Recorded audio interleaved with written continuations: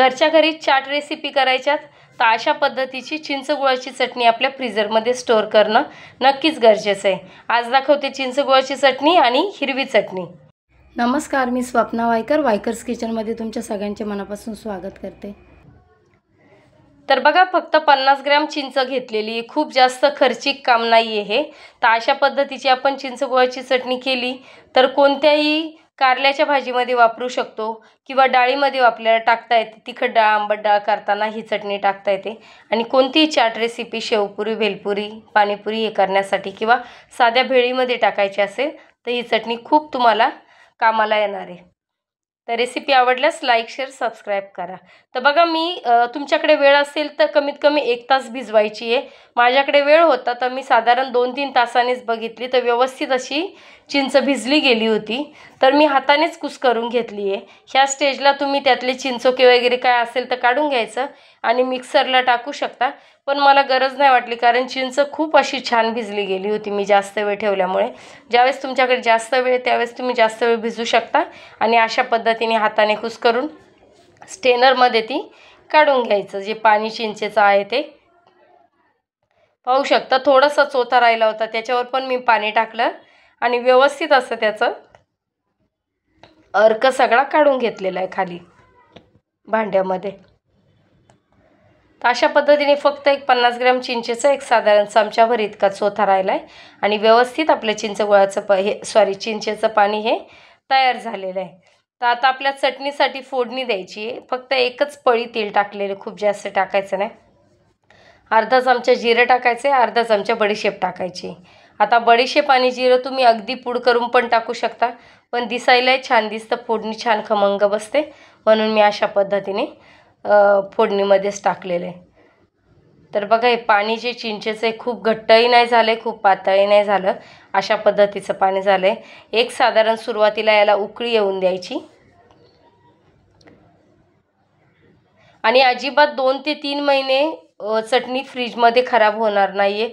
बिंदास आपण ह्या चटणीचा वापर करू शकतो। ह्याच चटण्यांचा वापर करून मी शेवपुरीची रेसिपी बनवली आहे, तर लवकरच चॅनेलवर अपलोड होईल, ती रेसिपी तुम्ही नक्की बघा।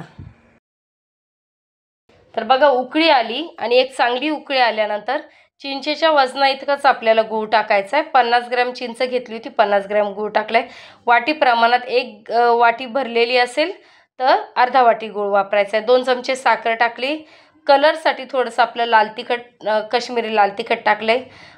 धना जिरा पावडर अर्धा चमचा आणि अर्धा चमचा सेंधा नमक। 50 ग्रॅम चिंचेसाठी हे प्रमाण अगदी परफेक्ट झालेलं आहे। तर ह्याच प्रमाणामध्ये तुम्ही बिंदास करू शकता। बरं, तुम्हाला थोडंसं गोड चटणी पाहिजे, अगदी आंबट गोड नाही पाहिजे, तर तुम्ही चिंचेच्या निम्मी इतकी खजूर वापरू शकता।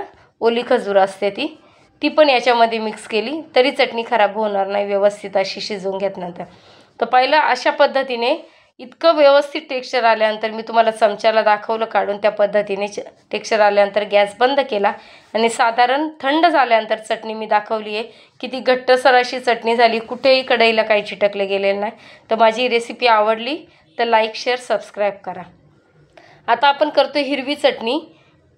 तर बघा, त्यासाठी कोथिंबीर घ्यायची आहे साधारण मूठ भरून आणि एक टायमाचीच करणार आहे आत्तासाठी ही। कोथिंबीरीच्या पावभागच आपल्याला पुदिना वापरायचा, 1 इंच आलं, 2 हिरव्या मिरच्या, सेंधा नमक वापरायचा किंवा काळं मीठ असेल ते वापरा आणि चाट मसाला अगदी थोडासा पाव चमचा टाकलाय। एक फक्त पावभागच लिंबाचा टाकलाय, खूप जास्त टाकायचं नाही आहे। आता ही चटणी तुम्ही फ्रीजरमध्ये स्टोअर करू शकता आईस क्यूब करून, पण काय होतं, कोथिंबीर असते ते काळी पडली जाते, त्यापेक्षा ह्या चटणीला खूप जास्त वेळ लागत नाही।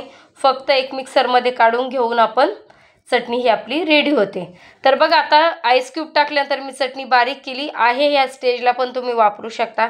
तुम्हाला थोडीशी अजून घट्टसर चटणी पाहिजे, थोडं पाणी टाकून वापर करायचा आहे, तर मी 2 चमचे भुजिया टाकलेली। कोणत्याही प्रकारची तुम्ही आलू भुजिया वापरू शकता, नॉर्मल घरातली शेव वापरू शकता किंवा डाळवं वापरू शकता आणि अशा पद्धतीची हिरवीगार अशी ही चटणी तयार झालेली आहे।